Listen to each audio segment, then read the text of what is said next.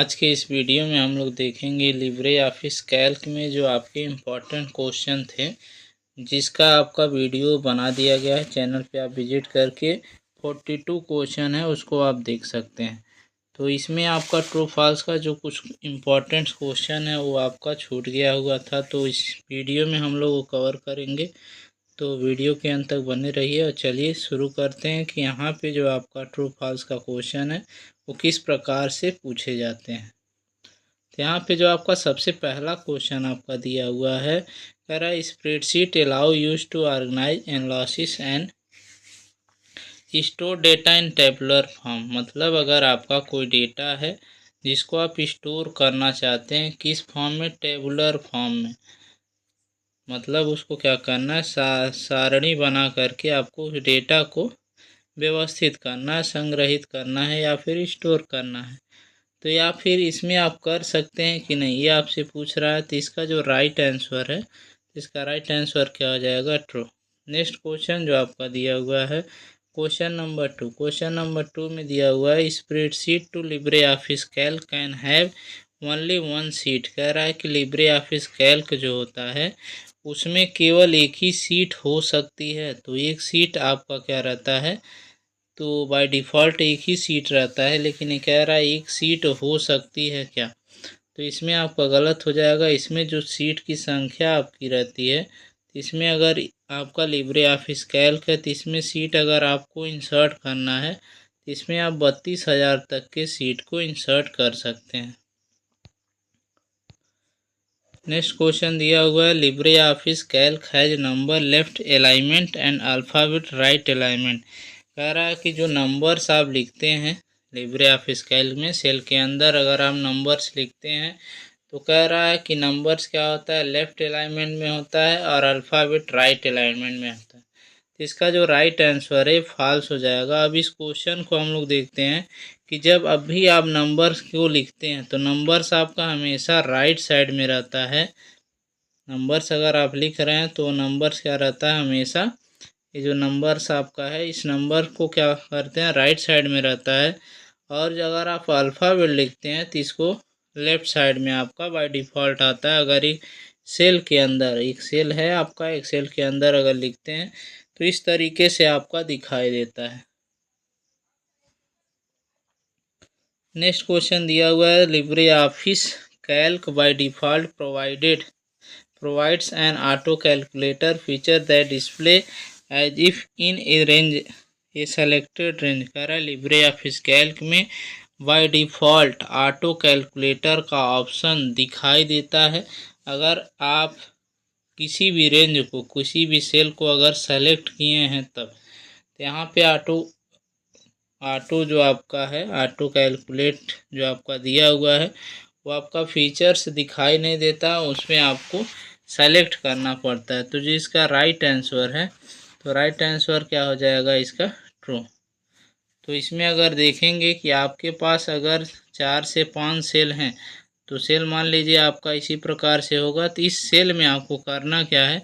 इन सभी सेलों को सेलेक्ट करना है। जब इन सभी सेलों को सेलेक्ट कर लेंगे तो ऑटो कैलकुलेटर का फीचर्स आपका फंक्शन विजार्ड में रहता है, जिसको आप वहाँ से डिस्प्ले देख सकते हैं। तो इसमें इसका जो राइट आंसर है, तो राइट आंसर इसका क्या हो जाएगा? ट्रू हो जाएगा। नेक्स्ट क्वेश्चन जो आपका दिया हो क्वेश्चन नंबर 5। क्वेश्चन नंबर 5 में कह रहा है in Libre Office Calc can your convert whole cell into one cell. कह रहा है लिब्रे ऑफिस कैल्क में आप पूरे सेल को एक सेल में बदल सकते हैं। तो इसका राइट आंसर क्या हो जाएगा? ट्रू हो जाएगा। अब इसमें देखिए सीक्वेंस जो इसमें दिया हुआ है, पहले क्या दे दिया है आपका? पहले आपका ऑप्शन दिया हुआ है फॉल्स, फिर उसके बाद से ट्रू दिया हुआ है। तो इसमें कुछ क्वेश्चन आपको इस तरीके से CCC का जब आप एग्ज़ाम देंगे तो कुछ क्वेश्चन आपको इसी प्रकार से देखने को मिलेंगे, जिसमें से सीक्वेंस जो आपका रहेगा वो आपका इसी तरीके से बदल करके दिया जाएगा।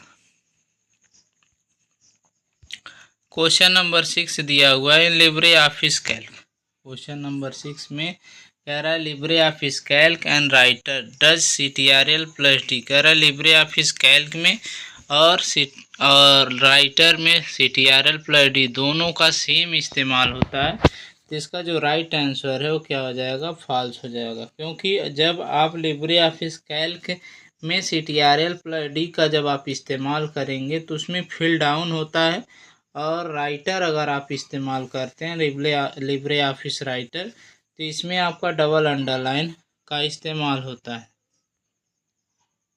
क्वेश्चन नंबर 7 में दिया हुआ है shortcut key for the standard date format is CTRL plus shift plus 3। इसमें कह रहा है स्टैंडर्ड फॉर्मेट में अगर कन्वर्ट करना है तो इसका जो राइट आंसर है, तो इसका राइट आंसर आपका क्या हो जाएगा, ट्रू हो जाएगा। तो स्टैंडर्ड फॉर्मेट में आपका CTRL प्लस शिफ्ट प्लस 3 का इस्तेमाल करेंगे, तब आपका स्टैंडर्ड फॉर्मेट में डेट फॉर्मेट में आपका कन्वर्ट हो जाएगा। नेक्स्ट आपका दिया हुआ क्वेश्चन नंबर 8। क्वेश्चन नंबर 8 में दिया हुआ है CTRL plus F8 is use to highlight cell containing value. कह रहा है CTRL प्लस F8 का इस्तेमाल आप सेल के अंदर जो भी वैल्यू लिखे हैं उसको हाईलाइट करने के लिए किया जाता है, तो इसका आंसर क्या हो जाएगा, ट्रू हो जाएगा। नेक्स्ट क्वेश्चन दिया हुआ CTRL plus PJUP is use in the print preview to move to the previous print page. कह रहा है कि अगर CTRL प्लस पेजअप का इस्तेमाल आप करते हैं प्रिंट प्रीव्यू के लिए, तो उसमें आप प्रीव्यू पेज पे आप जा सकते हैं, प्रिंट प्रीव्यू के पिछले पेज पे आप जा सकते हैं कि नहीं जा सकते, तो आप जा सकते हैं। तो जो इसका राइट आंसर हो जाएगा, तो राइट आंसर इसका ट्रू हो जाएगा। तो यहाँ पे इसका राइट आंसर आपका दिया हुआ है, तो इसका राइट आंसर क्या हो जाएगा, ट्रू। नेक्स्ट क्वेश्चन दिया हुआ है क्वेश्चन नंबर 10। क्वेश्चन नंबर 10 में कह रहा है to move the current field in one place to the right we use CTRL plus right arrow key. कह रहा है वर्तमान फील्ड को दाईं ओर ले जाने के लिए हम CTRL प्लस राइट एरो का उपयोग करते हैं, तो इसका आंसर क्या हो जाएगा, ट्रू। किसी भी फील्ड में अगर आप रहते हैं तो राइट साइड में अगर आपको जाना है तो CTRL राइट एरो का इस्तेमाल करते हैं। उसके बाद से नेक्स्ट क्वेश्चन आपका है question number 11। To display the option for the current field we use ALT plus O। वर्तमान फील्ड में विकल्प प्रदर्शित करने के लिए ALT प्लस 0 का प्रयोग किया जाता है, तो इसका राइट आंसर क्या हो जाएगा, ट्रू हो जाएगा। तो अगर आपका मेन्यू बार दिया, मेन्यू बार में अगर आपको ऑप्शन हाईलाइट करना है तब आप क्या करेंगे, LT बटन का इस्तेमाल करेंगे या फिर F10 बटन का इस्तेमाल करेंगे। तो इस तरीके से जो भी फील्ड आपका रहता है जहाँ पे आप जाना चाहते हैं तो वहाँ पे आप आराम से पहुँच सकते हैं। फिर उसके बाद से नेक्स्ट क्वेश्चन दिया question number 12। To optimise the column width और row heights based on the current cell we use ALT shift plus arrow. कह रहा है ALT प्लस शिफ्ट एरो के इस्तेमाल से ALT plus shift plus arrow के इस्तेमाल से आप कॉलम की जो चौड़ाई होती है या पंक्तियों की जो ऊंचाई होती है उसको आप क्या कर सकते हैं, बराबर कर सकते हैं क्या, या फिर छोटा करना है, बड़ा करना है, बराबर करना है, तो ये आप कर सकते हैं कि नहीं कर सकते।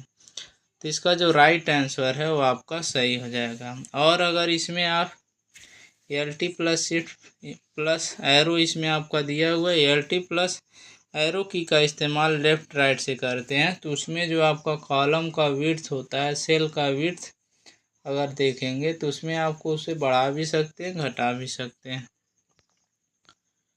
नेक्स्ट क्वेश्चन दिया क्वेश्चन नंबर 13। टू शो और hide the navigator we use F4 key. तो कह रहा है कि कैल्क में F4 की का इस्तेमाल नेविगेटर को शो एंड हाइड करने के लिए किया जाता है, तो इसका राइट आंसर क्या हो जाएगा, फॉल्स हो जाएगा। तो नेविगेटर के लिए आप क्या इस्तेमाल करते हैं, F5 इस्तेमाल करते हैं कैल्क में, और सेम आपका राइटर में भी होता है, लेकिन अगर आपको इम्प्रेस में देखना है तो इम्प्रेस में आप CTRL plus shift plus F5 का इस्तेमाल करेंगे।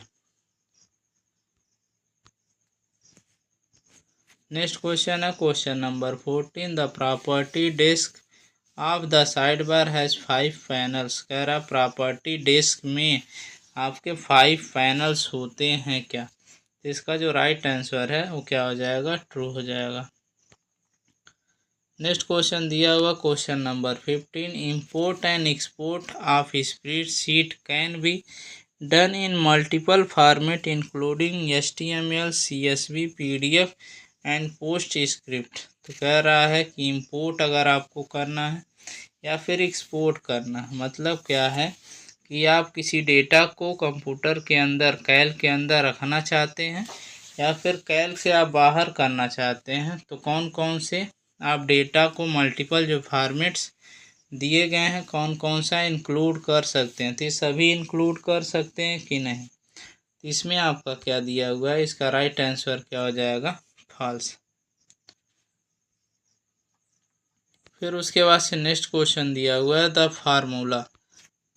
क्वेश्चन नंबर 16 में the formula is the permanently docked at the top of the sheet in the calc workspace and cannot be used and plotting toolbars। कह रहा है कि फार्मूला बार जो आपका होता है वो हमेशा सीट के ऊपर रहता है, जहाँ पे आप काम करते हैं उसके जस्ट ऊपर रहता है। इसको आप एक जगह से दूसरे जगह बदल नहीं सकते। तो इसका राइट आंसर क्या हो जाएगा? इसका राइट आंसर हो जाएगा true.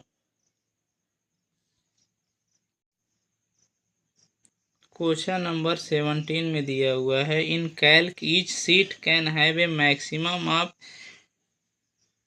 10,48,576 row and maximum of 1024 columns. तो कह रहा है कि कैल्क जो आपका दिया हुआ है इसमें मैक्सिमम जो रो की संख्या होती है वो 10,48,576 होता है और मैक्सिमम जो कॉलम की संख्या होती है वो 1024 होता है। तो जो इसका राइट आंसर हो जाएगा ये ट्रू हो जाएगा। फिर उसके बाद से नेक्स्ट क्वेश्चन आपका दिया question number 18। Spreadsheet file are not saved in one document format. ODF format तो आपका होता है। फिर उसके बाद से कह रहा है कि अगर आपके पास कैल्क है तो उसका एक्सटेंशन नेम जो है ODS में होता है क्या? तो जो इसका राइट आंसर है ये आपका सही हो जाएगा। नेक्स्ट क्वेश्चन दिया हुआ question number 19। F6 is use to check spelling in the current sheet. कह रहा है F6 से आप स्पेलिंग को सही कर सकते हैं क्या? तो इसका राइट आंसर क्या हो जाएगा? फॉल्स। क्वेश्चन नंबर 20 दिया हुआ है। क्वेश्चन नंबर 20 में कह रहा है style and formatting dash contain a single panel which is the same as the open by the selecting the style and formatting button F11 for from the text formatting toolbar. तो कह रहा है F11 से आप style and formatting आप open कर सकते हैं कि नहीं? तो इसका जो राइट आंसर है आपका ट्रू हो जाएगा। F11 से आपका स्टाइल एंड फॉर्मेटिंग का फ्लैटिंग जो आपका डेस्क दिया रहता है जो साइड बार में रहता है उसको ओपन किया जाता है। क्वेश्चन नंबर 21 में दिया हुआ है। 21 में कह रहा है टू अनफ्रीज रो और column either go to view on the menu bar and select freeze row and column और click on the freeze row and columns icon in the menu tool bar. कह रहा है कि freeze unfreeze अगर आपको करना है तो मेन्यू बार में इस स्टेप्स का इस्तेमाल आप कर सकते हैं कि नहीं?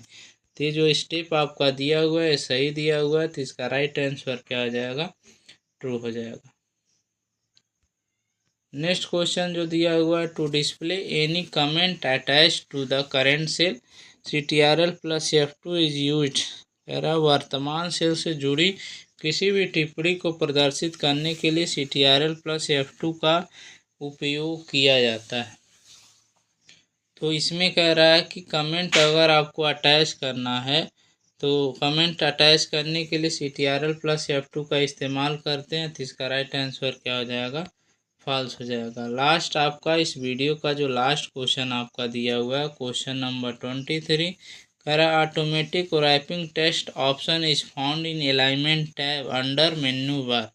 कह रहा है कि जब आप फॉर्मेटिंग सेल का आप डायलॉग बॉक्स खोलते हैं तो उसमें जो अलाइनमेंट टैब होता है उसमें आपका रैपिंग दिया रहता है कि नहीं, जहाँ से आप टेक्स्ट को रैप कर सकते हैं। तो ये आपका इस क्वेश्चन का जो राइट आंसर है ये आपका ट्रू हो जाएगा।